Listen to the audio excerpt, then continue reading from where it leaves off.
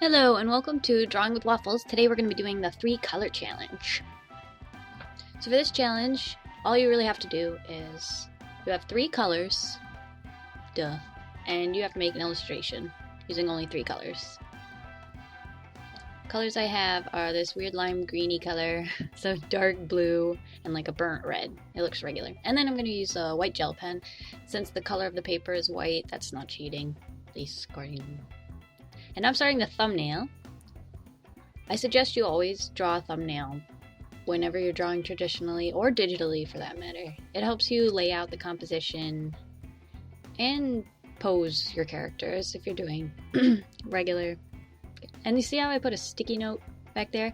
That's just so that I don't make the markers bleed onto my desk, which I've done many times. And so it's a nice welcome sight, you know, clean desk. As you can see, with these colors, I decided to draw Ariel from the Little Mermaid, because that's what the colors reminded me of. The only thing I needed was purple, and I got blue instead, so it works.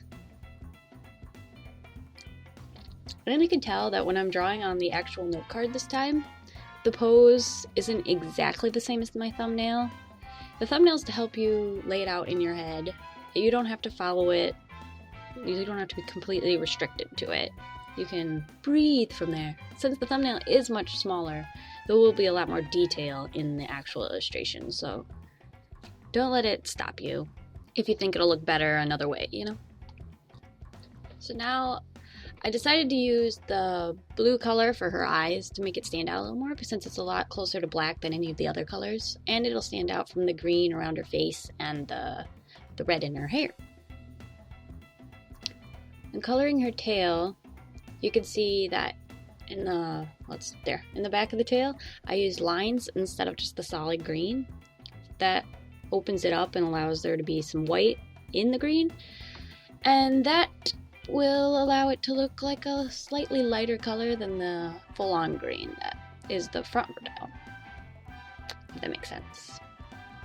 And you can do that whenever you're limited to colors. Try spacing out the colors, or like swirling the marker instead of just... Does that make sense? I don't know. Makes sort of sense, I guess. It just makes... It helps it so there's a lot more shades of the color. And for the hair, I tried to put highlights in with the marker. Didn't work completely. I had to pull in like a pencil and then just use the pressure of the pencil, make it lighter for the highlights. I don't know if that's cheating. I mean, it's 3 colors, right? Still the same color.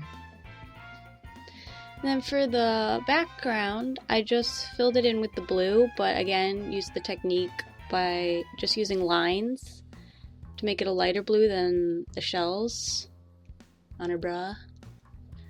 And then I used the white gel pen to add some highlights to I think I added to her hair, her eyes, and her tail.